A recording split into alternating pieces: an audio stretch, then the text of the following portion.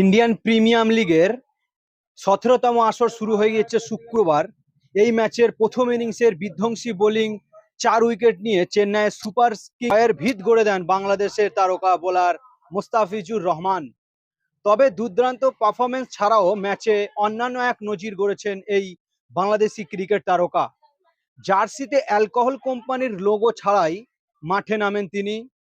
ম্যাচে চেন্নাইয়ের একাদশে থাকা অন্যান্য ক্রিকেটারদের জার্সির হাতায় এই মদের ব্র্যান্ডের লোগো থাকলেও সেটি দেখা যায়নি এই বোলারের জার্সিতে, যা নিয়ে রীতিমতো প্রশংসায় ভাসছেন বাংলাদেশি এই মুসলিম ক্রিকেটার।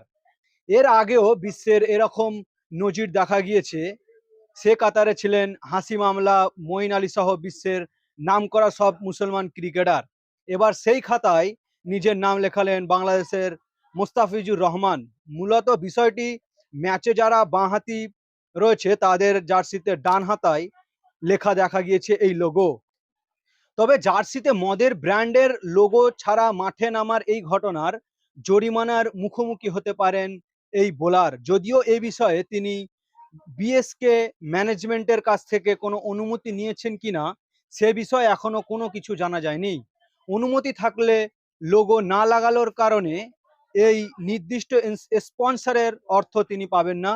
গুঞ্জন আছে আইপিএল অংশগ্রহণ করা সকল মুসলিম খেলোয়াড়দের জার্সিতেই অ্যালকোহলের জাতীয় স্পন্সর কোম্পানির লোগো থাকবে না।